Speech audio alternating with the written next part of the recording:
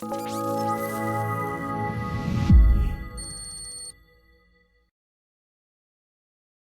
been a year and someone is back on the podcast. So we just discovered this is something that I did not even know before we got on the call that Pete and I had an episode recorded almost or maybe exactly a year ago, June 2023. And well, a lot happened since.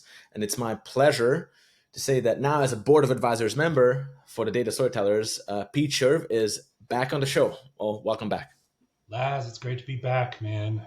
The year has flown by. I got to come by more often, I guess. I don't know. But I can't believe it's been a whole year since we talked.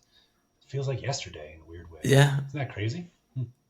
absolutely. Yeah. Absolutely. And I think I kind of stayed familiar with our podcast because it's one of the most popular ones. Many of our members keep mentioning that insights from that podcast were super helpful. And now what we're going to do today is to expand the scope of the discussion a little bit, reflect on your career from a few different angles, and kind of take a closer look at what made your successes really in the organizations that you work with. How was that you could actually build high performance teams, that there was lasting change when you launched these initiatives, what kind of mistakes you've made maybe in terms of missing out on opportunities that now, being on the other side of that, well, you're here to tell the war stories about. So I'm very excited to jump in. And maybe would you mind giving a short introduction before we dive in for those people to whom this is the first time hearing from you? Yeah. I'd love to, Laz. So my name's Pete Scherf. I'm proud to be on the podcast for a second time. I've been in analytics, AI, data science, and associated disciplines for a lot of years. For the last 12 years now of my career, it has been a repeated and wonderful experience of mine to build teams either from ruin or from scratch at a number of different organizations. Right now, I work for Swire Coca-Cola, an amazing distributor of Coca-Cola and Dr. Pepper products across the Western US.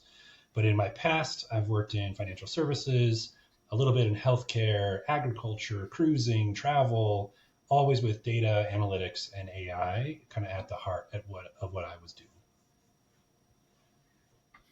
Got it.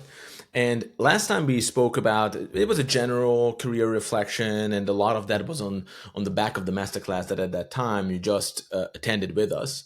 So the conversation since in the data space kind of evolved a little bit. Obviously, with big organizations, it tends to Yeah. move slower, but everyone is pressured to adapt. So Mhm. how would you summarize the last year? I know it's a big question, the biggest question that I could ask as an interviewer, but maybe just Yeah. capturing your kind of initial thoughts about what happened in the past 12 years in the realm of data analytics, and what are you most excited about right now with regards to Wow. what you guys are working on over at Swire? Why? And I think, Laz, I mean, one thing's not going to be a surprise to anyone, which is in data and analytics, like, we're finally cool, guys. Like, all of a sudden, the hype storm is real. AI is coming in. I know we've all felt it. I think for a lot of us who've been working in the space for a long time, it's been a waiting game to see when the technology would get accessible to the place where everyone can get obsessed with it and where everyone realizes how much it's going to change our day to day life, which is super exciting, right? It comes with costs. And I think people are very excited to get to the end part of an AI journey where it pays off and everything is easy and our life is changed and it's amazing. But most organizations, including mine and my past few, still remain focused and do 95% of the work on the basics and the governance to enable that future. But I think even though everyone's talking about AI, if you want to talk to me about what has changed the most in the data and AI space over the last year in particular, because ChatGPT was around the last time we talked, Laz, and it's getting more powerful, but it hasn't changed dramatically. The thing I'm thinking about a lot lately is the way data is shareable across organizations has changed dramatically. And I have ideas, I have questions, but I'm not entirely sure, to be honest with you, what that's going to mean for what we do and how we provide value to our organizations. But I don't know if you're familiar with Delta Lake format of data sharing, but essentially the technology is evolving such that multiple people in multiple organizations, many hundreds of people can be accessing a single chunk of data without having to move or copy it. And although it's not as sexy, it's definitely not making the headline of Forbes. I think that is going to radically change the way our jobs manifest at companies. I just have no idea how, I'll be honest with you. So sorry, that's what I think has changed the most in the tech and the work. No, I love that because it's a great jumping off point into a conversation that we started before recording, right? So we were just talking about how even though we've seen most of the FT 500 going through their perpetual data driven business transformation for the past 10 years. So Paul and I just tallied that and we saw that, oh, wait a second, it's been a long time and we work with a lot of different companies. And what kind of emerged is that even though the conversation shifts and changes and it's this constant change and rapid expansion, at the same time, we've identified patterns underneath large organizational transformations, right? Because these innovations keep happening. Some of them are, some of them don't live up to the hype. Some of them do end up being that watershed moment, right? So you just don't know unless you're on the other side of that. But we've seen and identified that the successful leaders always took certain things into consideration. So it was the right person doing the right thing at the right time with the resources and the time available and making sure that they can capitalize on those opportunities. So that's how we created that LEAP framework that we talked about before, which I'm not going to go into detail about. But what we want to do now with the Board of Advisors initiative that we have as well is to really shine a light on real achievement done in that space in terms of best practices for leaders who manage to build high performance teams and they manage to influence their organizations and shift the conversation and change the perception around data and analytics. And I like to look at examples of success, and this is why for me it's such a treasure and so immensely enjoyable that I get to work with you guys over an extended period of time and really just showcase that. So with you as well, again, this is not the first conversation that you and I are having, but one thing I really enjoyed last year was the conversation around Agile. And if anything, in the community, this just expanded. A lot of organizations realized that, look, we need to either implement or make more use of Agile principles. So if you don't mind, if you would just give a short introduction into your philosophy and journey with Agile, and we can unpack that topic a little bit. Yeah, happy to. It's very much a topic that comes up again and again, even in the organizations where I am working, and where my teams usually are already working in Agile. And there's so many different flavors. There's so many different ways to attack this way of working because it's not really a way of working. It's a way of thinking fundamentally that changes how you work. That I think it's a point of confusion and curiosity for a lot of folks. So I've been working in Agile and all the teams that I work with work in Agile for, I think, a little over 6 years now. I was a thoroughly waterfall guy before that. I think in analytics, the equivalent of waterfall is sort of a centralized, if you have a form where users submit needs, and you have someone on your team who's in charge of going through the form and assigning those things to individual people, and that's the end of how you decide what to do next as a team, you are as thoroughly waterfall as you can get. And that was my life for much of my early career. And after I've learned Agile, the Agile framework for thinking about work and Agile project management tools and things like that, I got to be honest, Les, I don't think I can go back. I love it as a manager and a leader. I love it. And I love the journey that my analysts go on and my data scientists go on as they learn Agile, because it's the same journey for everybody. It comes out in different ways. There's different words to express it. People who try to learn Agile are sometimes excited about it, not always when they get started. They immediately hate it for like at least a month, maybe 2 or 3 months, because it's a huge adjustment and it's a little bit unintuitive the way Agile actually works. And then like 3 months later, they come back and they say, no, actually, this makes a ton of sense how this works. And I'm starting to feel like I'm in control of my life.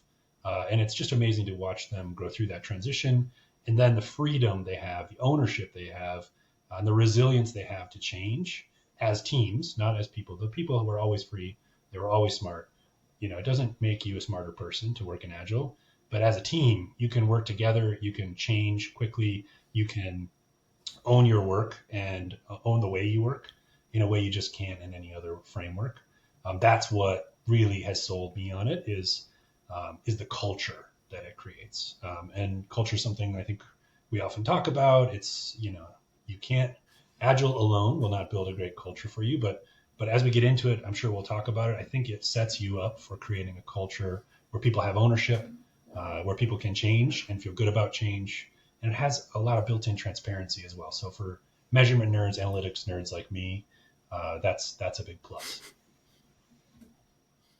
So many good angles here, and I like that very quickly. A conversation on Agile immediately addressed the fact that, well, people might hate it for the first time, and there Oh yeah, it can be a grieving period, which then will actually turn into excitement and adoption. And look, again, we're here at an adoption question. It always the adoption question keeps coming up. Always is that at the end of the day, whatever framework you work with, whatever technology you're trying to implement, there will be that human adoption, which will make or break the success of implementing anything. Really, right? It absolutely. can look good in the books. It can make financial and logical sense. But if the living, breathing human beings do not buy into that solution, if you don't capture the hearts and minds, it won't bear fruit. And that's something else we'll talk about during this podcast as well, especially in the realm of storytelling. But first, if you could maybe address, maybe even like how you came across Agile and how you adopted it into your Sure. life, how was that realization? What kind of pains and frustrations did that address and solve for you Hmm. first? And we can maybe then talk about the grieving period and what it takes for someone to actually fall in love with Agile. Yeah, the grieving period. I like that. I'm going to brand that. Yeah. I learned Agile at my last job. I was working at a large bank in the U.S. And we went through what is sort of like an industry term now, an Agile transformation. And actually, it's kind of funny because some senior leaders at the organization brought Agile with them as they joined the company. A windfall of consultants and Agile coaches and helpers came in to help this transition. And it manifested in several ways, right? There were exclusive technology studios that were building apps, and I was more in the analytics and on the business side. And I got to experience the transformation primarily through two teams that I was building and working on at that time. One was a personalization team that was focused on centering customers' experience around their life goals. And the second was a marketing focused, mortgage focused group that was rebuilding sort of the sales and marketing pipeline with digital at the heart. So we were working Agile in both ways. I got to learn and watch two teams go through an Agile transformation at the same time. And we had this amazing nimbus of people helping us because the whole company, huge bank, was all trying to move at once in this direction. And candidly, I think if you talk to different leaders across that company, you'll get different reports of the pleasantness of the experience of the change and also probably its success. I don't work there anymore. I don't know where they are right now. I know parts of the organization continue to live and work this way in a really consistent way, and other parts decided no, like we're going back. We're never changed in the first place because they were frustrated, right? And I think a lot of people see that Agile has inconsistent effects on different groups as a challenge, an obstacle, a weakness. But I think to your point, it's really about who is ready to adopt and who is ready to really reinvent the way they work, which is really not easy. And I'll get to pain in a second. But the last couple of years, I've had a very different experience, which is when I came to Swire Coca-Cola, nobody was working in Agile. People were talking about it. People were aware of it. I didn't invent the term at the company, right? But I started my team. We started with two folks, and we've grown up to we're 30 now, including myself, and started the team in Agile natively. So I was hiring mostly folks earlier in their career and teaching them stand-ups, teaching them backlogs, sprint planning, and grooming stories, and sizing, and all these things, demos, getting into sprint increments, all the fun Agile lingo and all the ceremonies that we do in Agile. And so got to see a team who really learns it. Like they were learning Swire as they were learning Agile. I'm not sure the two things are different for them. So that's been fun and a really new change as well. But you asked about friction, and I don't want to shirk the question here.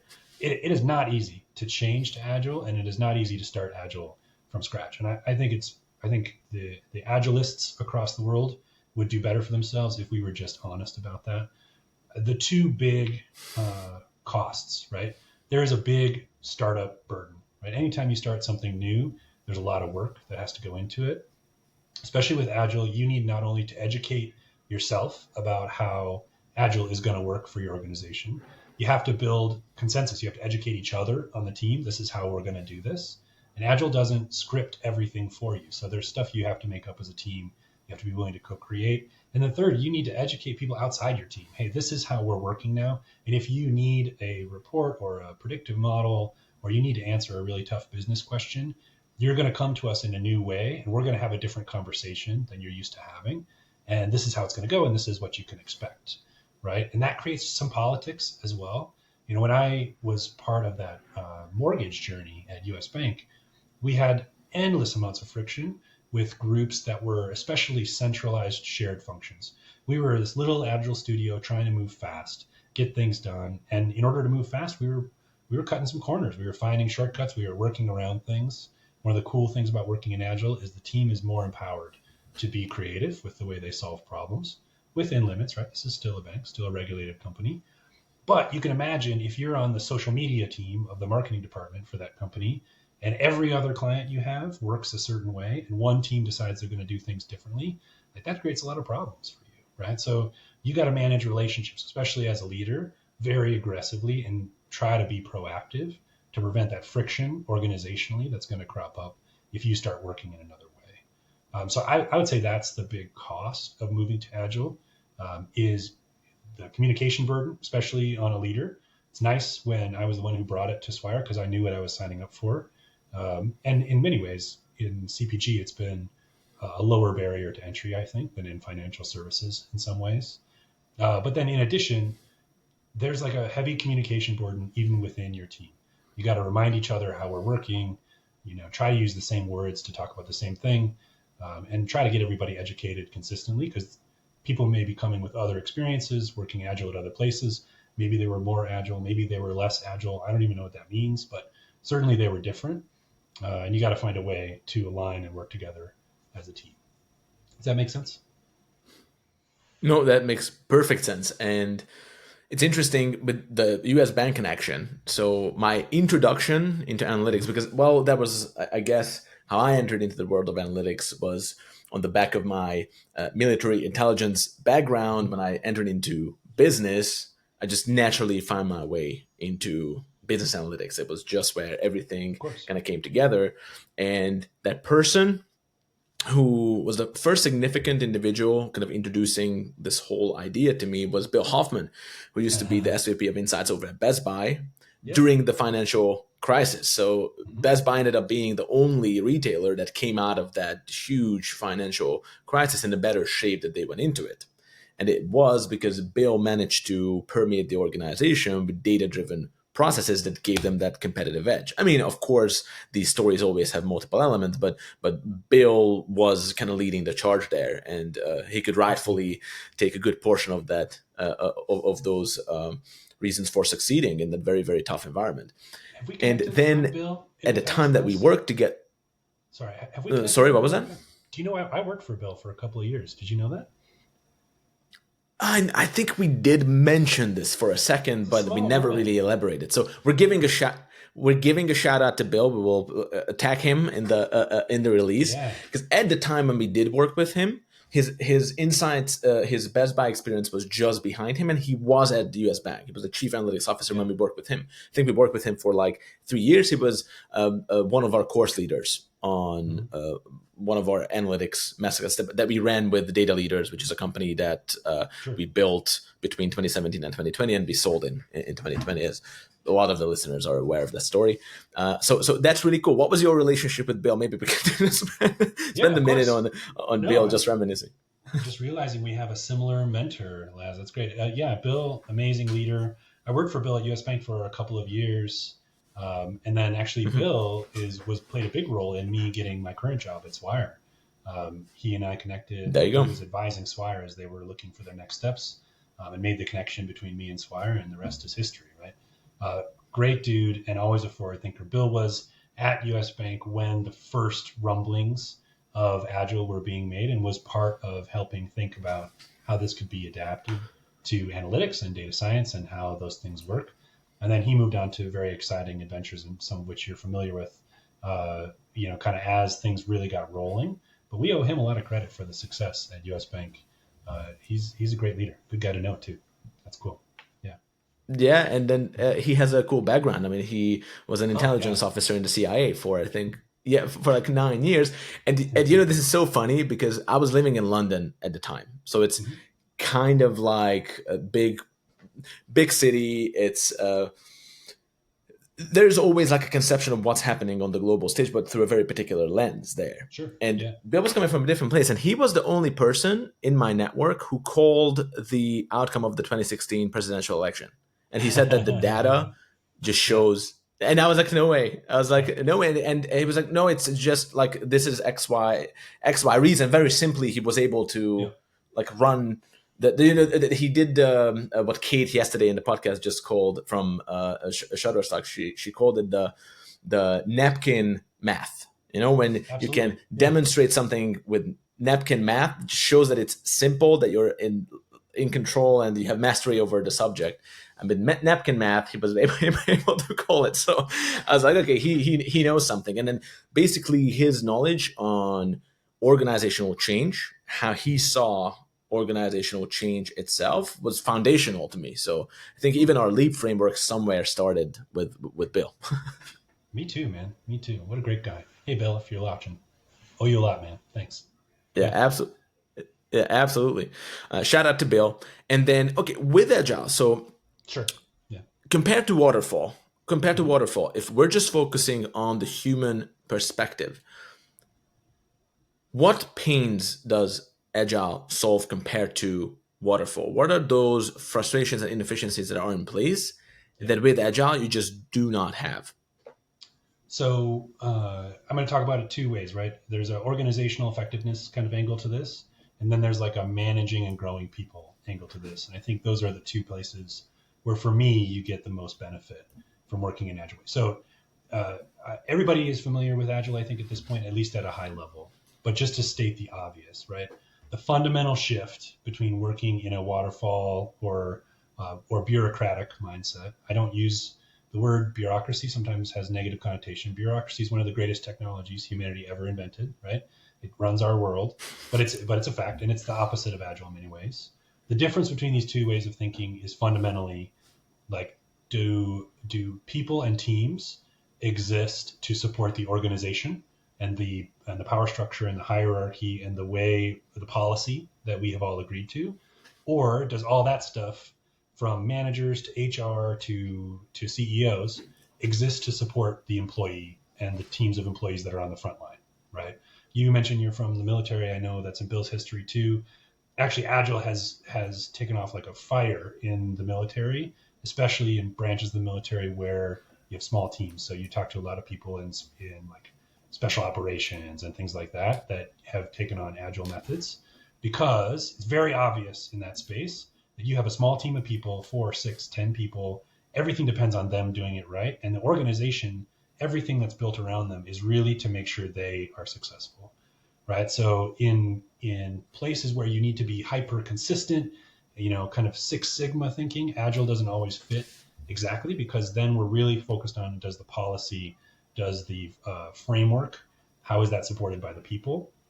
But when you're building things, creating things, when you're investigating mysteries, which is fundamentally what we do in analytics, or when you're building software where you constantly have to change and a lot of local knowledge is really important, the organization, the policy, everything supporting the action of a small number of people who are empowered to do something, that is what Agile is really good at, right? So long-winded way to say these are the two things: upside down triangle, right side up triangle, right? So organizationally, what you get out of moving into an Agile direction is you get a lot more creativity, you get a lot more diversity of thought, and you get a lot more speed.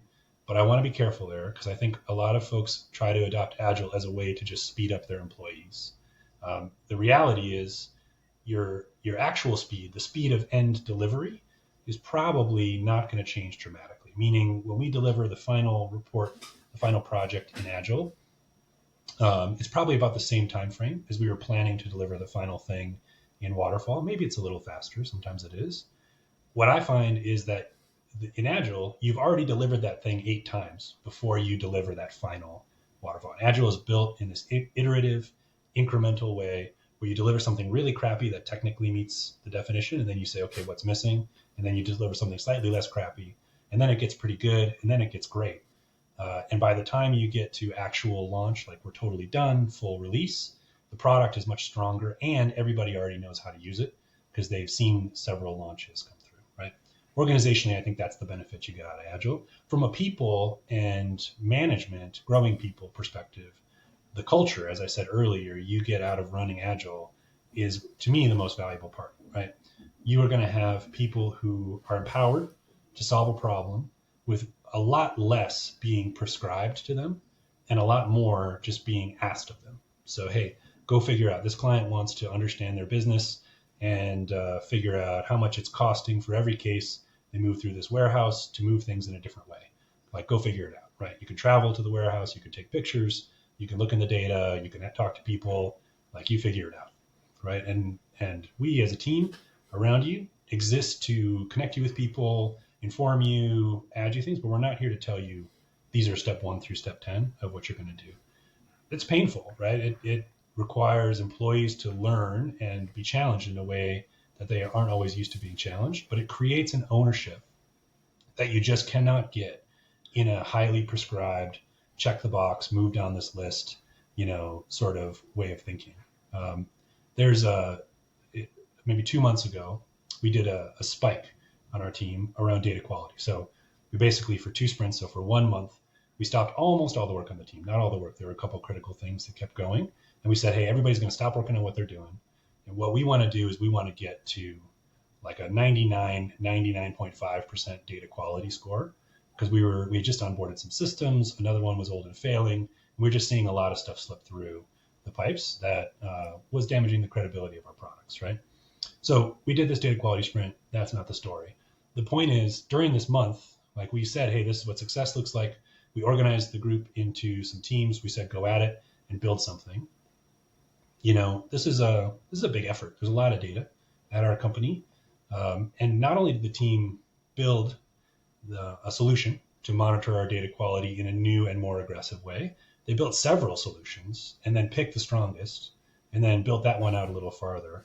And I had one analyst, his name's Vishak, very high talent guy, who started thinking about how the data was moving through the system, got an idea for how we could structure all of our Power BI data sets differently to better optimize our compute and make things faster for our users.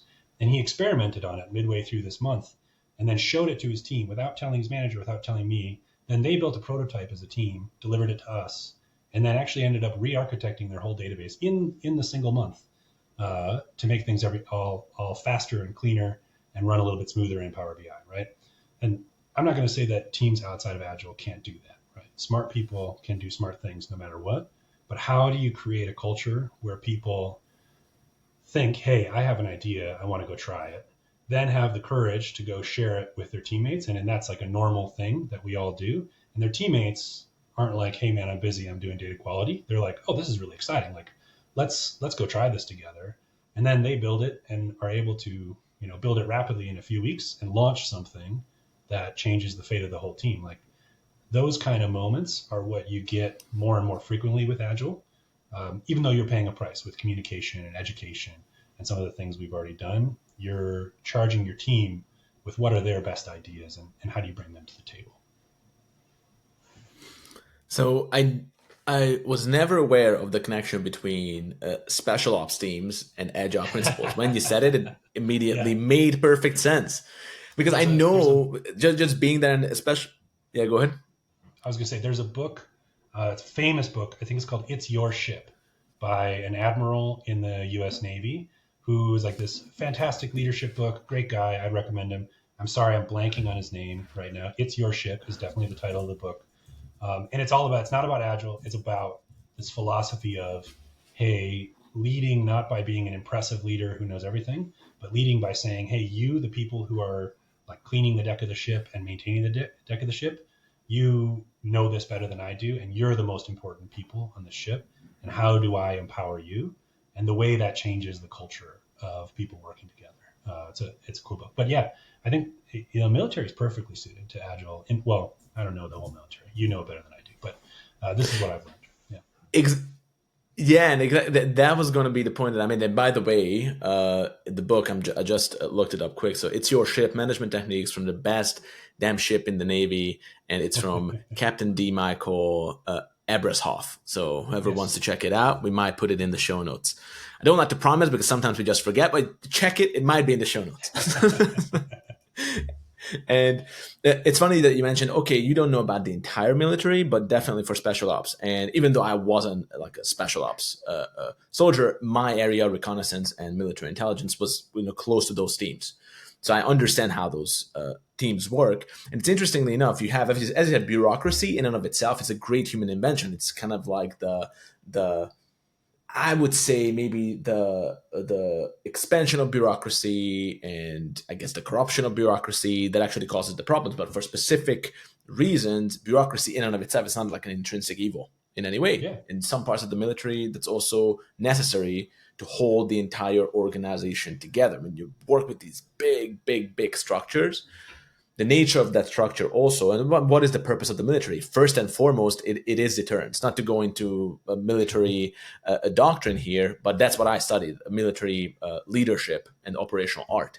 You kind of understand the theory behind the military and its purpose and all that. So almost like being a 30,000 feet view on the subject, and it's deterrence. That's the main reason. So actually, you only resort to the violence with the military if it's necessary as an extension of the political function in in the country, right? Again, that's as Makes far as sense. we're going to go about that, but that's the entire military. But you actually have parts of the military that do need to operate on a regular basis, and they do need to operate for specific tasks, and those tasks are usually time sensitive and high stakes, right? So Absolutely. in those teams, it's not necessarily about the demonstration, the fact that we have this capability, but that the capability needs to deliver, and it needs to deliver tomorrow with high precision.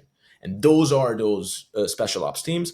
Of course, it's most prevalent those special ops teams that are all across the globe. I mean, the famous ones like the SAS in Britain.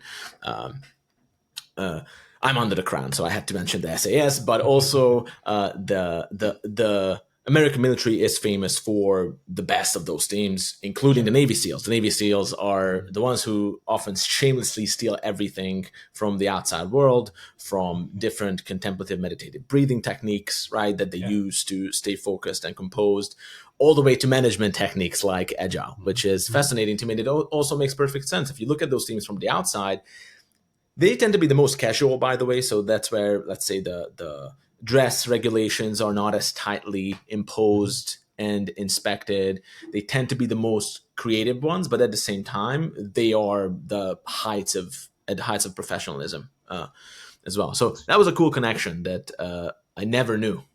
Yeah, well, and I just want to say, I think, and I don't want to talk it to death, right? But I think the what you're reminding me of is, the connection makes so much sense because those teams on the ground, things are going to change, and they need to be able to make a decision and head another direction without asking for three layers of permission.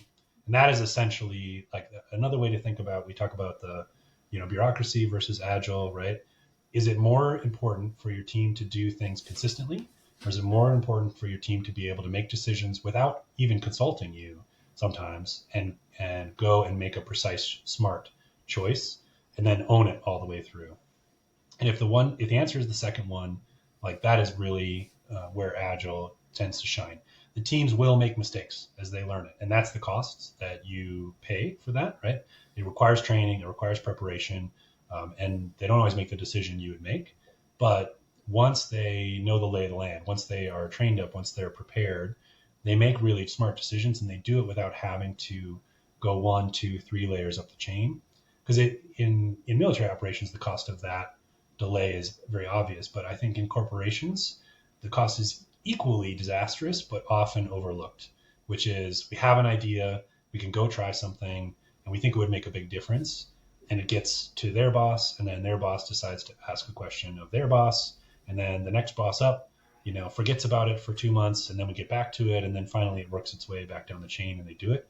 And by that time, people have lost interest and maybe even forgotten what they were going to do. So there's a fixed amount of time where you can take advantage of what people are talking about, what people are asking right now. In my opinion, in analytics teams, if you are empowering people to go off and solve these problems creatively, you capture a lot of value by being able to do it in the moment, right? We just recently we made a big decision at Swire. We had been organizing our team in Agile, but really focused on getting out into the business for 2 years. We were really focused on spreading our net really wide across supply chain and logistics and sales, the different projects.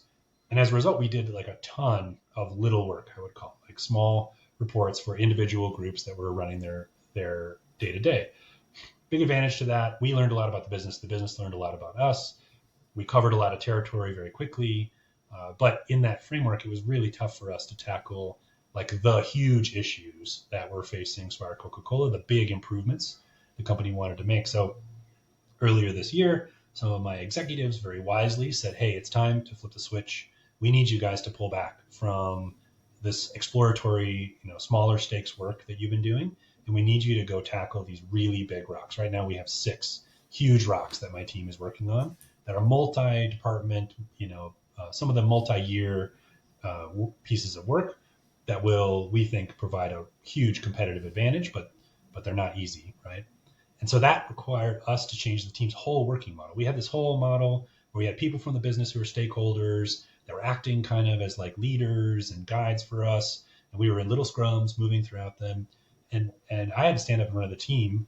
This is like 2 months ago now, and just say to them like, hey, all this stuff that we've done, all the patterns you've learned, the teams that you're familiar with, like, congratulations, it was a huge success, and it's over, and we're not doing any of it ever again. Like, we're going on to a whole new thing, big rocks. We have to go tackle it. We have to change the market, right?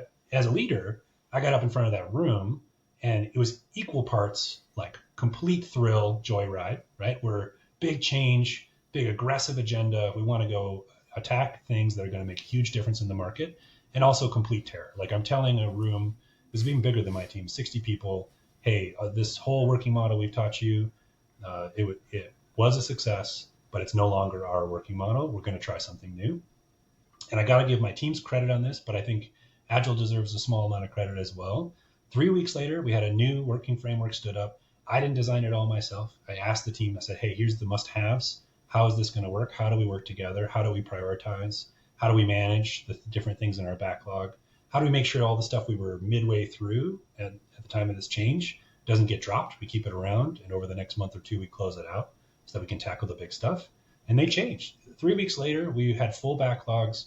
We had fully organized teams. We had work getting done and work getting delivered. And I just cannot imagine in my waterfall days back in the day, even with me as leader, I have very high opinions of myself, Laz.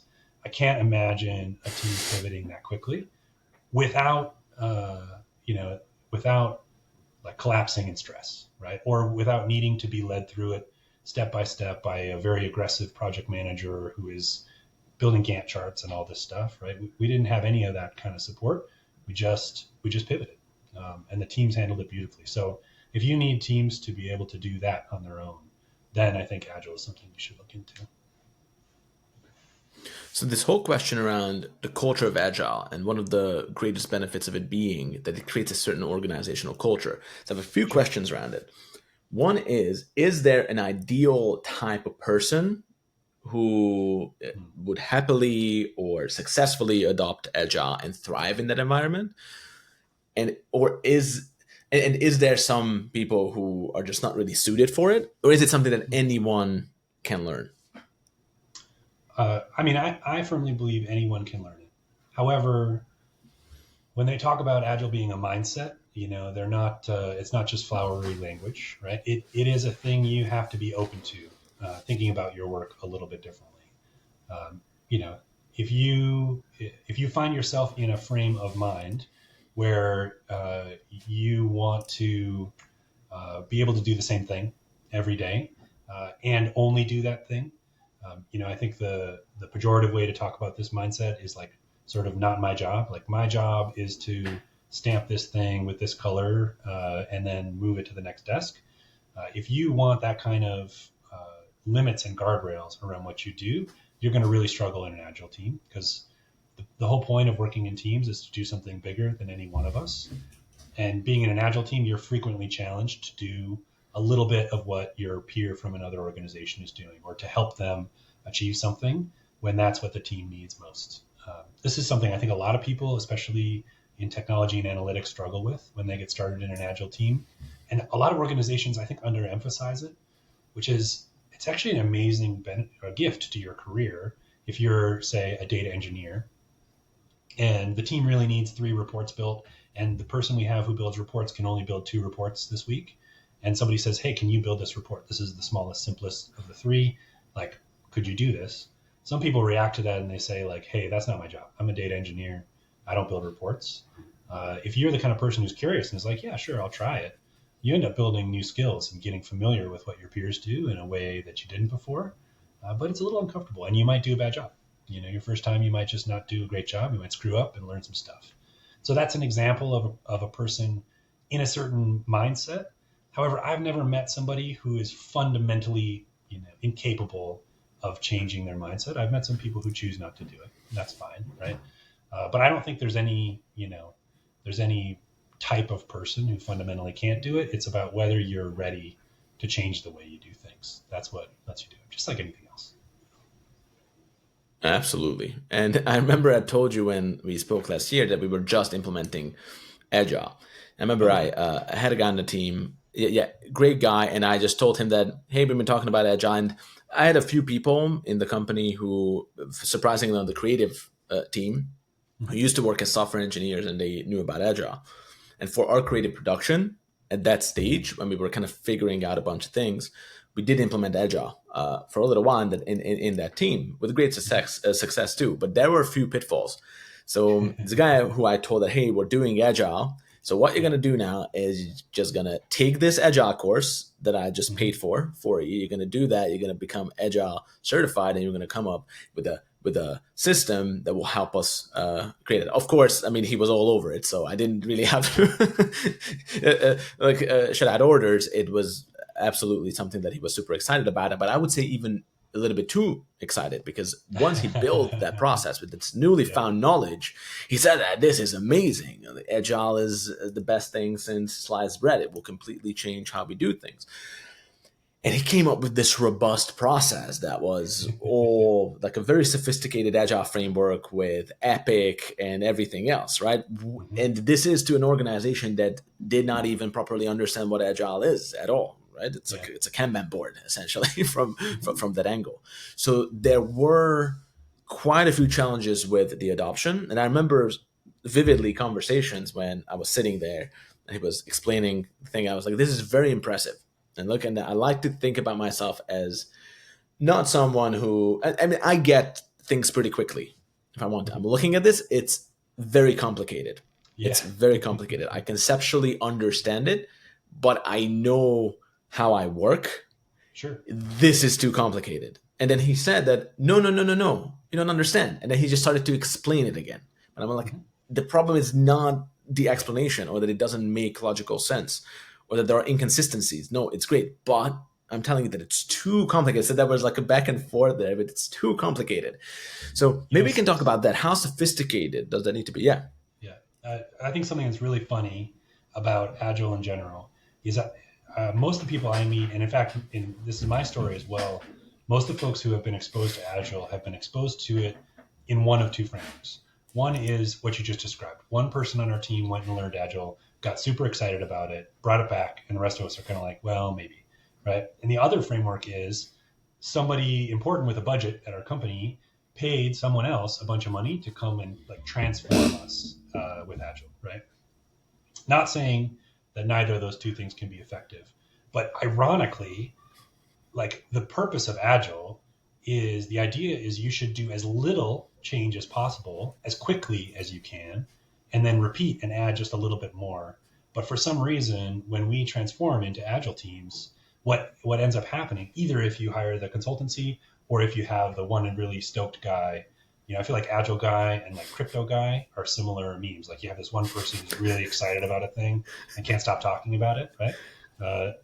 But like both of those forces intend and always fall into the trap of trying to like, hey Laz, you're Agile now. Here are the ceremonies, here are the artifacts you have to create, and now you're going to create user stories, and we're going to do a backlog, and every week you're going to move stuff across, and how many points is that? Have you heard of the Fibonacci sequence? Like, and it's too much. Like, it's not Agile to transform to Agile that way. What we did at Swire, which I was trying, and don't know that I knew the right answer, but 2 years ago I had 4 people on the team, and I bought a bunch of post-it notes, and we made a little Kanban board on the thing. And I said, hey guys, every Monday we're going to meet, and I want you guys to fill out the post-it notes of what you're going to do that week. And then throughout the week, I just want you every morning to come by, and I'm going to ask you, like, did anything move to doing, and has anything moved to done? And that was it. That's all we did, right? I didn't talk about points. We didn't separate things into sprints. We didn't talk about any of the theory. We didn't go to Agile training for months after that. But we just started with like a single step, right? Because that actually is what I think an Agilist would advise you to do, is like do the minimum possible that adds some value, get some value out of that, and then suggest, hey, what's the next thing that we can do? I can't say that our Swire Agile learnings have gone perfectly or flawlessly, right? They've been uncomfortable. There's been points where people have not gotten the plot. There's points where I've had to adapt to what the team needs. But I will say this, a strength of that approach, although it's taken a long time, right? Many in the Agile community are familiar with a concept called like burn up charts, which is like you kind of scope things ahead of time, you get a big chunk of work, and you size it such that you can kind of track your progress against that. It's kind of like, I don't think it's even technically part of real Agile, I would say, but it just goes along with a lot of Agile teams. We just got to that point on my teams, like literally last month, right? And I've been at Swire for 2.5 years. So it's been a long, slow journey. Not everybody has that kind of time. But the advantage of working this way has absolutely been that the team got impatient with me and started learning Agile on their own. And we sent them to certification like you sent your employee. And then, there have been a couple points where they've come to me and said like, hey, we started, let's see, we started sizing stories. We started doing point sizing on stories. And I was like, oh, did I even talk to you about point sizing? And they're like, no, our Scrum Master mentioned it, and then we went and Googled it, and we just started writing it down, and it's been kind of helpful, like the other teams should do. Right? So I think, there's a change management set of best practices that are above and beyond Agile, right? That include this, but it's not Agile to expect people to become Agile tomorrow. It's the irony of working this way. I think you should work into it, whether it's over 3 months or whether it's over 3 years. Take your time. There's no rush. Right? And it's really the principle of progressive overload. So even when you go to the gym or you want to run a marathon, you know very well. I mean, I'm speaking, singing to the choir on that one, or preaching to the choir on that one, because Absolutely. I know that you yourself is a marathon runner, and it doesn't start like that. It's kind of a cliche, but the most effective ways is when you establish a baseline of your current limitations, and then progressively but consistently expand your capabilities. So whether you want to lift heavier weights or run bigger distances, get more accurate in shooting the basketball, it's always about building on consistently and not these huge revolutionary changes that rarely works. In fact, Joe Mazzulla, I don't know if you follow the NBA or not. Joe Mazzulla, the head coach of the Boston Celtics, so he's 35 years old, and he just won the NBA championship with the Celtics, and he's a huge analytics guy. Sure. Yeah, absolutely. Shout out to Joe too. And Joe was called the analytics guy, and he talked about how it wasn't even understanding what kind of analytics they should do. It was getting the organization to buy into that and change how they work, and then implement analytical frameworks into how they play the game and how they win the games, and then essentially at the end how they win the championship. And data analytics leaders need to do the same. So I think even this principle of, well, when you try to implement Agile to make your organization and your team more effective, the same principle applies when you're building data analytics solutions for the business itself, right? The whole progressive overload idea. So maybe a loaded question, but what about lowercase agile and uppercase agile? Oh yeah. People say that all the time. What does it mean? I mean, I don't know, Laz. Who cares, man? I people people get into. I think in agile, like in a lot of places in life, people get into a discussion of absolutes, right? In the lowercase agile, uppercase agile, a lot of people will say agile ways of thinking versus agile ways of working, and you'll get a lot of folks if you start trying agile, where you'll say like, "Oh, I've been trying agile at work." You'll be maybe at a dinner party and somebody's like, "Oh, like, what do you mean?" And then you say, "Well, we've started doing a stand up," and then they'll be like, "That's not agile. Like, real agile is da da da da da," right? Um, I mean, the strength of the framework is, I think, that it's value oriented, right? So, what is valuable for your team? What helps your team contribute more value? Do those things, right? It's individualized. There are consistent standards across what most teams do, certainly across the training that you receive. But there's no Bible of Agile necessarily. It's not a law that supersedes the way you work. And to the strength, I think, of the little a, big A agile conversation is that it points out that like there are a lot of ways to apply the principles, to apply the learning, whether or not you can convince your whole team or your whole organization or your whole company to participate in this, at large. And in fact, you may have more success if you aren't trying to make a change that's that large. You can just in the way you think about your work and in the way you organize your day take some of these principles to heart and it will provide you some benefit. So I don't know. I don't mean to dodge the question, but I think the little a big A thing is just people have to form tribes no matter what they do. And we're finding a way to say we're in the elite group, whether you are a fan of big A or little a, doesn't matter. To me, it's just like, hey, this is useful stuff. Like, let's go use it to drive some value, right? That's our goal. Yeah, I don't think you dodged the question at all. In fact, that was the perfect answer in a way where I love when we kind of eliminate these myths around and demystify some of these concepts to make them actually usable and practical and implementable. And I know that these are questions that a bunch of the Data Storytellers community members are also asking. Some of them are agile masters, and then some of them say, yeah, absolutely, it's been a topic of conversation, but we have all these issues and challenges. It just never really made the cut. And now it might be something that we can use and leverage, not necessarily to answer all our prayers, but to eliminate a bunch of the friction and change how our teams approach analytics, and ultimately also change the conversation around analytics in the company. And maybe we can pivot nicely to the whole idea around storytelling, because correct me if I'm wrong, but what I'm seeing is that when you have an agile team and you have that kind of team culture, it allows you and enables you to do certain things that you wouldn't be able to do otherwise. Mm-hmm. So now you're a different type of force to be reckoned with in the business. So now it enables you to drive a different narrative around what you can do. Maybe we can explore it a little bit. Mm-hmm. Um, I think we certainly should. It just occurs to me as you're talking about comparing analytics and agile, like there is a lesson in there, and I haven't thought about this enough to be eloquent on it, so I'm just going to be messy and then we'll move on, right? But I think the folks in agile who are making distinctions, big A, little a, whatever, official agile, real agile versus fake uh, agile, there are people who have invested a lot of time in a certain set of skills that are valuable skills, but I think it's easy to make the mistake of thinking that the skills themselves are the reason why you're valuable.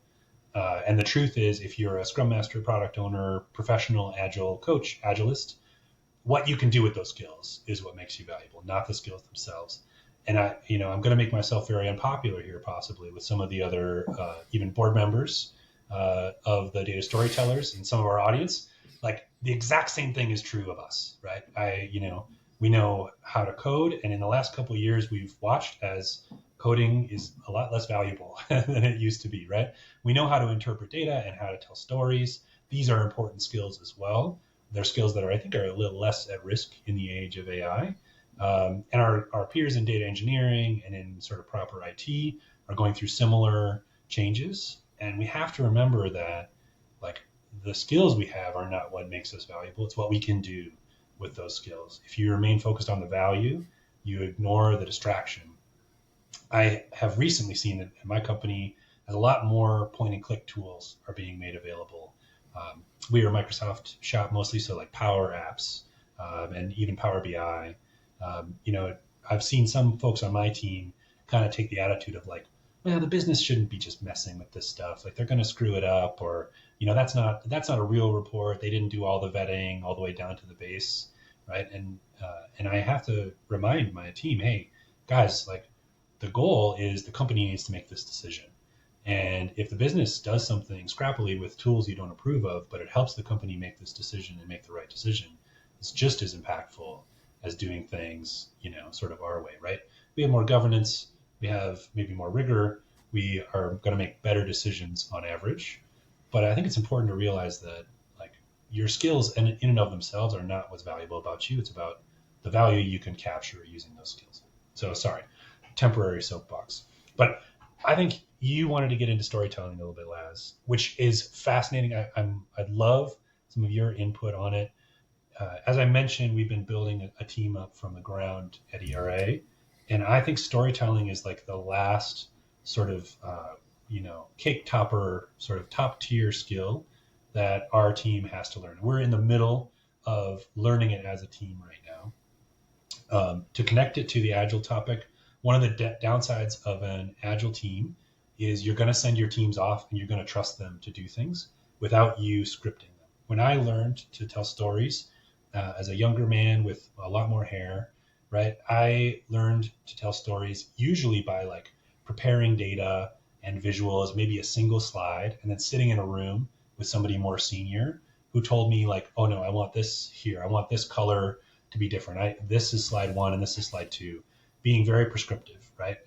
And that was a little bit of the company culture, some of those past places, but it was a place where I had a lot of mentorship directly, but where I had very little creative freedom.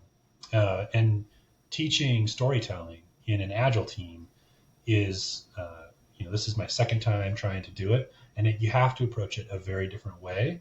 I don't know if I'm going to get it right or not, right? But it's very much about empowering the team to go tell stories and being a critic and a source of feedback.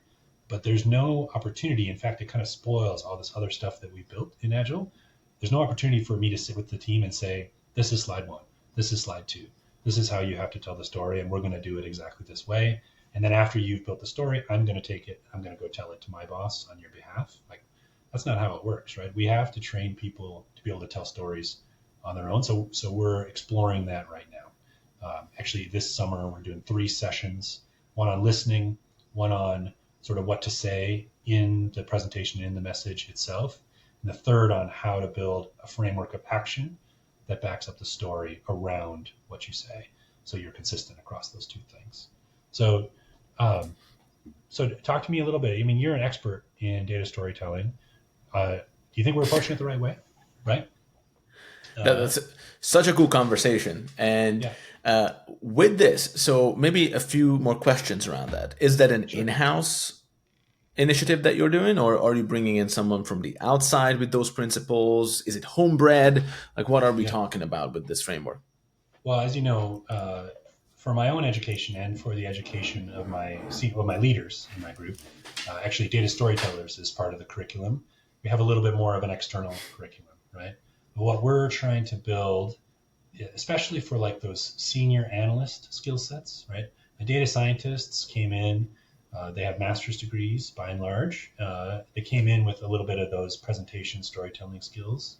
And now we're trying to take a relatively junior team, junior at Swire. Some of them have a few years experience. Most are only a few years out of school. And teach them, hey, how do you know what story to tell? How do you go tell that story? And then how do you reinforce that story with action to carry the message forward? And some of it is me repeating the great things I've learned from you guys, from the data storytellers. Others of it is just looking at examples in our company of places where things are working and things are not. But we're kind of muddling through it right now. Honestly, it's been really good. I think one thing that we've talked about a lot so far this summer in the first part of our little conversation, and that I think is under discussed in the art of storytelling, is that a story starts way before you ever put pen to paper, right? If you are a good listener, and by a good listener, I mean if you have strong organizational intelligence about the people who you're speaking to, you are going to tell a great story. And it matters a lot less what words you put in the PowerPoint or what numbers you put on the graph. Then, do you know where your audience is coming from approaching the story? Do you know what their preconceived notions are of what's true and what's not true? Do you know what they're trying to achieve in the world? And can you imagine how this story you're telling fits into that narrative? The way we talk about it in the team is you're not starting the story, right? You're joining as an analytics professional, you're joining somebody else's story. And you're only there for, sort of one of three reasons. You're telling them to stop doing what they're doing, you're telling them to keep doing what they're doing, or you're telling them to do something different than what they're doing. Otherwise, you add no value in any of those three, right? You can prevent disaster, you can remove uncertainty, or you can change for the better. And if you have not taken the time to understand, who that person is and where they've come from before you ever start telling the story, I think you've shot yourself in the foot in a big way. So that's the first thing we're working on as a team is we're digging into, like, who are the different characters and teams across our company and across our system of companies. What are their motivations? What are they incented to do? And what, when we ask them, how did they express their own story and how they've gotten to where they are right now, and how does that influence how we present data to them? Does that make sense? Makes perfect sense. It's so cool because, first of all, yeah, you guys will get the advanced business communications and storytelling for corporate data analytics professionals course. It's something that we're extremely proud of. Built it with Dave Coughlin, and who the listeners will probably saw on the podcast now numerous Yep, times. solid gold. And so oh, absolutely. And that series was typically something that we started working on it just because we wanted to have the conversation, right? So Absolutely. it was before the desired outcomes. It was just, okay, this conversation that we've been having for 2 years, it needs to be captured, it needs to be structured, it needs to be poured into something that people will use because it's just so powerful. And it really came from all these experiences over the past 10 years of all these multidisciplinary revelations about how to apply some of these techniques to really change the conversation around data and analytics and get people to fall in love with analytics. I like to use that phrase and conception because it can really happen, but it requires good stories, the keys to the human hearts and minds. And how you structured it three ways, I would say I have a similar approach to these. Hey, is this the right way to look at storytelling? Is this the three way? Well, it's definitely one way, and there are Mm-hmm. multiple ways, right? So even when we talk about the human brain, you can look at it in a lot of different ways. How we talked Sure. about it, by the way, in one way in the advanced business communications course is you have the croc brain, which is the brain stem, the ancient Yeah. Yeah. brain, which has to do with all kinds of fundamental processing that tries to detect if something is dangerous or valuable. And then you have the midbrain, which is a later part of the human evolutionary journey, and that is mostly responsible for different types of processes. And then you have the neocortex, which is your new brain, which is capable of processing complex information. And whenever a message hits the brain, it needs to go through those filters. So it needs to pass first these complex, beautiful messages that you construct. They need to pass the test of the croc brain first, especially in an environment where resources and time are scarce. So people need to be careful about, especially in this attention economy. So that's one way to look at it, but there are other ways to look at the brain as well. Now, storytelling, I do have what I call a Trinitarian structure, which is this threefold structure. We might have spoken about this before. The Advanced Business Communications course unpacks it in a lot of depth, scenario to scenario. But the very high level view is essentially what I call the three S's, which sometimes is a little bit forced, and I tell you why. So one S is the storyteller. Who tells the story? Now, that person, when you tell the story, often a pitfall is identity crisis. Like, actually, data science teams don't know what they are there to do. They don't fully understand their mission, their Sure. mandate, their capability, what they should be doing, what they should be aiming at, right? So What's the the goal? storyteller immediately, yeah. So Yep. immediately the story is coming from someone who does not have that direction and confidence about why they are there, who they are, and how can they help the person they're talking to. So they're a little bit aimless.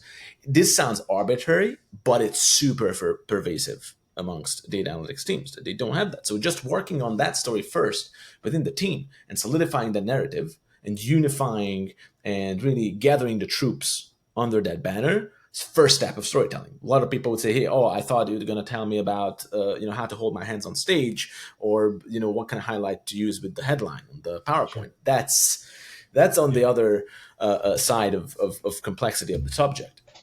As a storyteller, then of course you have the person you're telling the story to. So that's someone who receives the story. That's the audience, the story receiver, if you want to force the three S's in this. And well, you got to understand that person, because you can be the most confident person who's a master of his craft and his or her domain. But if you're telling a story that's irrelevant to the audience, it will be like, the proverbial bomb going out in the forest and no one hears it, or the clap in the forest and no one hears. Did that even happen? Right? Not to go to those philosophical depths, but that's what we're up Yeah. against. So you have to, and I think you did talk about this just now, really understanding those people's motivations, their work, their desire. So yes, of course, acquiring a certain level of business acumen in that particular domain, but it's mainly about the human being, though. At the same time, sure, like the more familiar Yes. you are with their work, the more relatable you will become. But ultimately, what you're trying to do is something valuable for that individual. And what are their incentives, their motivations, their fears, their concerns? If you manage to understand that, now your story will resonate. So those two things, you don't have to be a master storyteller. You don't have to have poetic language coloring every word that comes out of your mouth in perfect alignment and structure so that it lands at the right time, the right way. You don't even need that. You just need to come from the right place and addressing the real things that your audience cares about. It's half the battle, maybe even more, right? So that's the second Absolutely. part. Of course, there's a whole framework around how to get to that knowledge, how to attain that knowledge of the audience. What kind of questions you need to ask, in what kind of situations can you get the most valuable information, and how can you translate that into the stories? And that's the third S: is the story shared in between the storyteller and the receiver and the audience, the story itself. Now we're talking about narrative arcs. Now we're talking about best practice communication tools and strategies to capture attention, to sustain that attention, depending on whether it's a verbal communication, a real life meeting, or it's an asynchronous communication over email, or is it a presentation with a PowerPoint, right? So now that's what needs to be figured out. But we found that this framework is the simplest, and it really lends itself uh, to the 80-20. So when we talked about the Navy SEALs, that's also what I wanted to mention, that they shamelessly steal things, but they always just focus on the 80-20. So let's say Yeah. from the yogic breathing tradition, they essentially steal one single technique, which is box breathing, which is the simplest and one of the most impactful breathing, which is 5 seconds breathing in, 5 seconds holding, 5 seconds breathing out, 5 seconds exhaling. It's the simplest thing. And then, of course, you can develop that. If you get better at it, you can go to 6 seconds, 7, 8, 9, 10. But it's very, very simple. And you can try it. If someone listens, pause this, do 3 rounds, and you will be like, wow, this is a game changer. Like, immediately changes like how cool and calm and collected you are. I imagine that they do something like that with Agile too. Probably they Oh are yeah. not rolling out the most complex epic user stories, right? Probably they are using it for what they need. Now, I look at storytelling like this: you don't need to become the best storyteller in the world, but if you do 20% of the things that will move the needle in the 80% of the areas, especially where you need to win, like those possessions that you need to win, if I want to speak in basketball terms, which are actually a very few, which we know from common pitfalls, which they are, then you can become incredibly effective in a very short period of time. Like all those doors that feel that they are closed all the time and reality just not does not respond as you expected, suddenly things start to flow and work and people lean in and buy in. And this is when a team will change its position within an organization. You've been looked at in a certain way. You had opportunities laid out in front of you that you thought were somewhat limited, and now a lot more things will become possible. So that's how I look at storytelling. And of course, we can explore a bunch of different areas in that. And I would be interested to hear your personal experiences of how your conception of the importance of storytelling evolved over the years for you. I mean, I love that framework. I think the three S's, although you're reaching a little bit for that middle S, Les, but I'll forgive you for that. Yeah, I yeah. think Shameless reaching. With that. no, the Maybe it three can be S's are SAS. Maybe it can be SAS. Yeah. Oh, there you go. Yeah, it calls back You something know, we were storyteller, talking about. audience, and story. Yeah, there you go. Yeah. And then we pay respect again to the special forces of the United Kingdom there. All right, now using the new LAS framework SAS, I just will say, I think when you go to most programs, when you go to most teachers, most materials, most whatever TED Talks, that kind of thing, that last S is way overweighted in the content, right? How do you make your slides look good? How do you say the right words? How do you move your hands in the right way, right? Like we spend so much time talking about that. There's so much material about that kind of stuff. And to the point of 80/20, like, that is definitely not the 20% of most impactful work, right? I would say the A in your framework, the audience, to me, I think that is the most impactful piece. I totally agree with you. Knowing who you are, your identity and context of the A is an asset when you come in to tell a story. But if you really know this person who you're talking to, whether you've known them for an hour or for a year, you really know what their motivations are, what they're afraid of. I listened to your podcast about the croc brain orientation as well, right? It's powerful stuff if you can engage an audience with something that they're afraid of, that makes them angry, that makes them excited, or that promises to fulfill some of their desires, right? But you have to know what they're afraid of, what they're angry about, what their problems are, and what they are really looking for in the world in order to get there. So I've been trying to really overweight my team, as we've been talking about storytelling, on that audience portion, right? In truth, this is kind of sad to think about it, but in business, in life, this is not true. But in business, 99% of the time, when you walk into a room with somebody who you're working with, they care about you as a person, but what they really care about is what you can do together or what you can do for them. And so they're thinking about their own story. I've gotten to this room by doing these things. After I leave this room, I have to go do these other things, work with these problems, achieve these big wins and impress these people who I care about.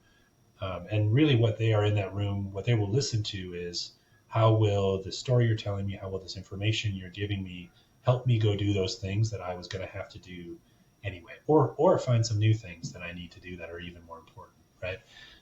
And so I really think that if you understand your audience in a strong way, not just who they are and not just like the quirks of their personality, although that's important too, but like really why they're there, why they're showing up, then it's really hard to say the wrong thing at that point, right? It's really hard to move your hands in such a way that they're distracted from you answering their life's core mission, but that listening is really hard.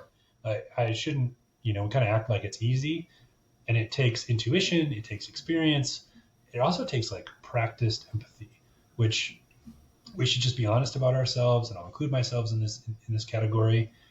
I think in analytics and broadly in technology, we are so embroiled with thinking of ourselves as logical beings, thinking of ourselves as experts in manipulating things and moving things around to understand the world, that it tends to be a little selection bias and a little lack of practice, like really sitting down and forcing yourself to think, okay, I'm going to talk to a sales executive, or I'm going to talk to a lawyer.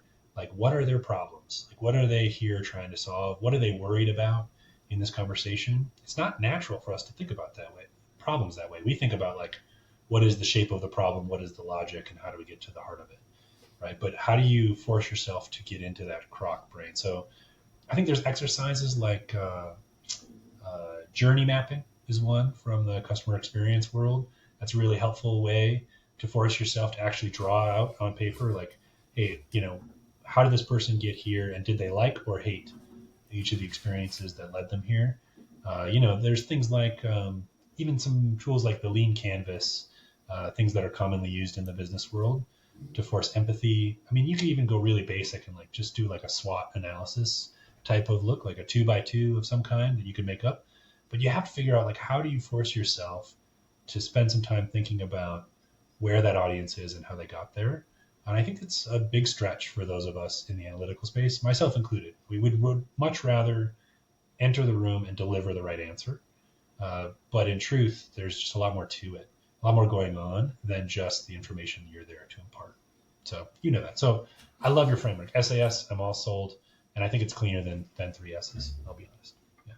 Yeah, absolutely. So now we're both part of conceptualizing this framework. And you see, I'm very agile with pivoting. I'm not clinging to my preconceptions. I admit also when some things reach, and that really invites in the constructive ideas. Because if I was a brick wall, I was like, no, it's the triple S and it's the perfect framework and it fits perfectly. We would not have now SAS. And actually, one of the things I'm excited about with the Data Storytellers community that I really see a spectrum and an arsenal of these tools that a lot of times, by the way, let's say customer persona mapping in marketing, which also has an equivalent in lean, like the lean canvas, which I actually want to talk about with you. And I see these different management tools and communications tools coming together to form a really strong lineup of ammunitions for you guys to be able to really make big changes in these companies and make those data transformation leaps that we're always talking about, the right person doing the right thing at the right time with the right tools. So you mentioned something about a potential, I guess, friction or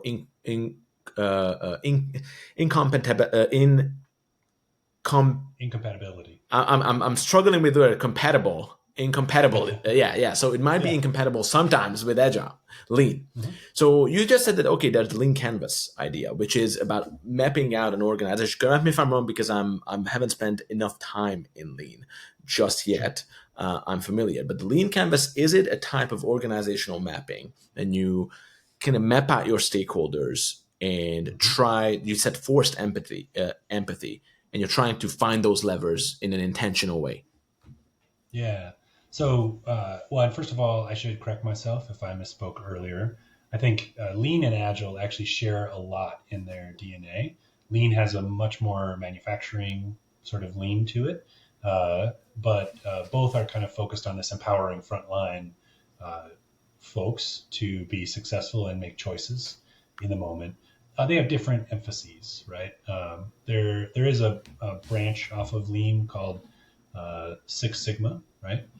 Which is another amazing body of work, super useful, valuable knowledge, not necessarily in conflict with Agile, but Six Sigma is a way of thinking that's about like, hey, what I want is precision. I want there to be less than a certain very, very small value of errors in a process.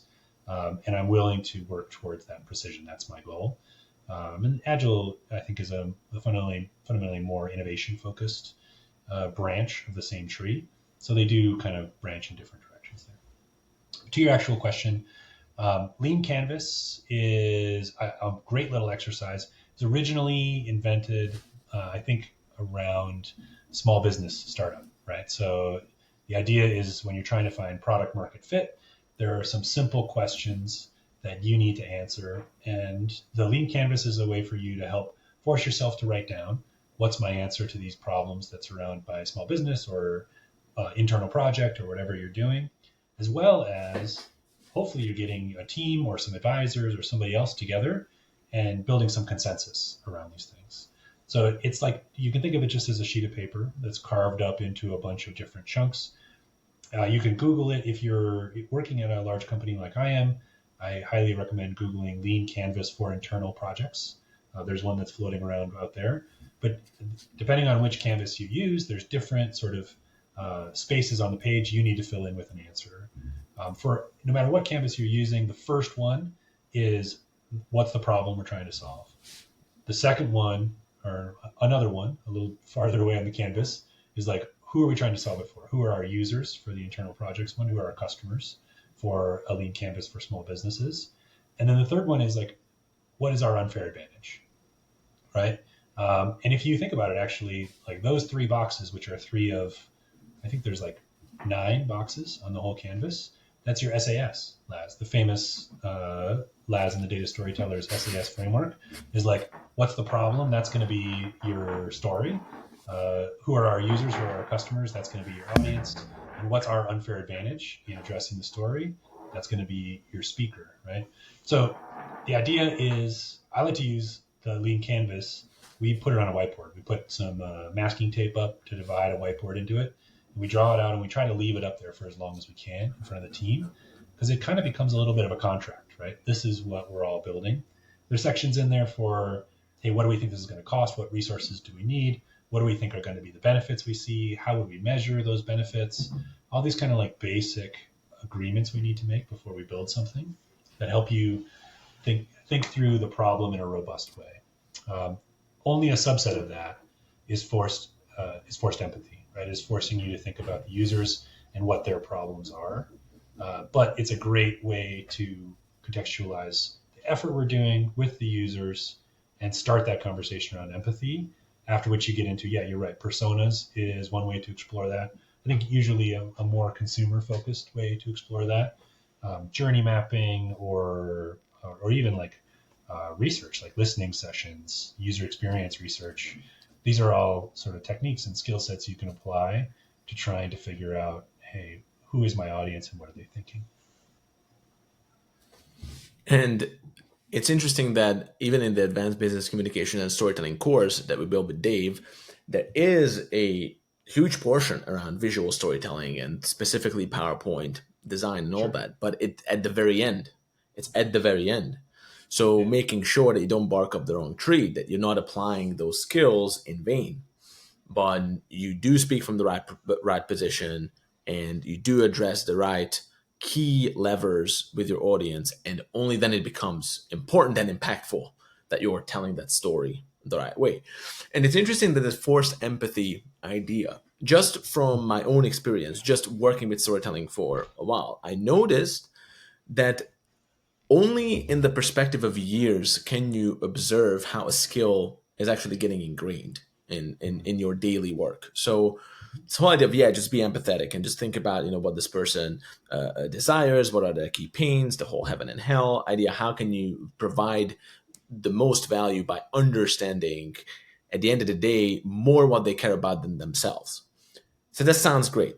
But in the whole four-stage journey of learning, which I think we might have spoken about before, but I like to reach for that often, when you start with unconscious incompetence, you don't even know what you don't know or what's wrong. You're completely oblivious to that. It's hidden from you. It's in the matrix. You don't see it. And reality just does not respond as you expected. And then you have conscious incompetence, when, wow, someone just told me about this and it makes perfect sense. Now I understand the concept. Yes, like I do need to speak from a strong position, and I do need to understand who I'm talking to and really address their key pains and motivations in order to be effective. And I do need to follow some best practices when I'm actually formulating and articulating my message to make sure that it finds a home and it will be followed up with the desirable action. Sounds great. Well, Mm-hmm. you still don't know it. It's just the first stage when it's been revealed to you. And then only when you start to put it into practice and you start to apply it on the ground, and ideally in small steps with progressive overload, when you reach first conscious competence that, hey, these things that I'm aware of, I'm using it, I'm applying it, it's rough on the edges, it takes quite a bit of manual effort, but it's getting applied with improving results. And when you reach that critical mass of positive experiences with the right kind of feedback and with the right kind of action, then you can reach why you're started in the beginning, which is the unconscious incompetence that is just a part of you now. You don't need to force that empathy, because whenever you enter into these interactions, whether you're telling a story or not, you're just automatically thinking in on that wavelength. You just hear in that octave, and you kind of pressure test everything that comes out of your mouth or everything that you're hearing through that lens. And that's what also build a course for, in a way that without those foundations, and without even, so we actually have the course also spaced out a little bit, right? So it's not for someone to sit down and do in one sitting. It's getting Sure. drip fed on a weekly basis after someone starts it, so that they can actually go into the world, let the information consolidate, try out some immediately applicable techniques, see that it's real, see that it works, and then over time accumulate those experiences which will really elevate them as professionals. So that's the whole idea, kind of tying it back into what I think you started to mention in the beginning of the conversation of how things are changing with the necessary skills to thrive in the data analytics profession. So data science is the sexiest profession of the 21st century. We heard it a lot, but there are some pressures around it, especially with some of the skill sets, the technical skill sets. The shelf life of those skill sets are getting shorter and shorter and shorter and shorter. Very And much there are so. some skills that prove to be eternal, and not only eternal, but also really increase the professional value of an individual. And that's why ultimately we also build that course. So sorry, that was kind of a long riff, but I don't know if you have any thoughts. No, I love that. And actually, I'm happy you called out the format of your guys of all your guys' courses actually, both in the pace of them, but also the masterclass, which I was a part of. I think you guys, one of the real strengths of the program is meeting with and talking to other leaders who are going through the same journey, learning the same skills over time. And in the class content online, like hearing from leaders, their real stories as they go. Because I think the other thing about storytelling, especially as you contrast it with something like very technical like coding, is it's an intensely personal process, right? That it is a skill set that you have to learn, you have to master. You're 100% right. That you have to practice. You got to do your push-ups. You got to do whatever you can get yourself to do to get better at it, right? Like a runner or a lifter, do your 10 minutes a day. Try and get that runner's high. But also, like, you and I probably run very similarly, Laz. We move our legs in the same pattern in order to move across. But the way we tell stories, I can already tell just from being on two podcasts with you, is very different, right? And different stuff works, because of our backgrounds, because of the topics we can talk about, and because of our, how we weight the different parts of the stories we tell. You've got to find out what works for you. There's no way to do that other than getting out there and trying and failing and telling a lot of stories. Um, but I think by being in a class that lets you learn over time, that drips you the content, and by especially being in that masterclass format where you get to join with a small group of people, work together on each other's individual sort of journeys, you end up seeing in a lot of ways what works for different people. It helps you imagine what might work for you, and you always get some stuff, I guess, like the Navy SEALs that you can steal, but only take the best parts of it, which was a tremendous resource for me. I can tell you for sure. Yeah. Absolutely, and we always say it and then always say it again to make sure that everyone has their eyes on the prize. Is that when you come into a masterclass, and the one that you attended, by the way, the online, which we ran on a weekly basis for 6 weeks, that kind of transformed and evolved into our annual membership, where people meet every other month for the same type of conversation with the same idea, and then we have our annual face-to-face, which is a deeper, immersive, multi-day experience to get the best of both worlds. But even there, if you remember, we always said that, hey, you're here to meet a bunch of cool people, learn a bunch of cool things that you might have heard about before. Most things, I mean, this is for professionals who are in a very similar stage of their professional careers with a bunch of diversity with regards to industries and maturity levels, strengths and weaknesses. That's great, right? But you're not here for the all encompassing silver bullet. You're here for really to identify and capture one or two key ideas that you can pressure test over a period of time, and then make meaningful plans to put it into motion in your business. Just one or two areas. You don't want to abolish them. One or two areas that the 20% that will give you 80% of the results. Again, the 80-20 always. And that's exactly, and we are here to just provide you stories and offer you frameworks and playbooks so that you can, not impulsively, identify which ones you actually need to invest time and effort into because it's just worth it. It just makes perfect sense, and it's not a fluke. You need to give it a shot.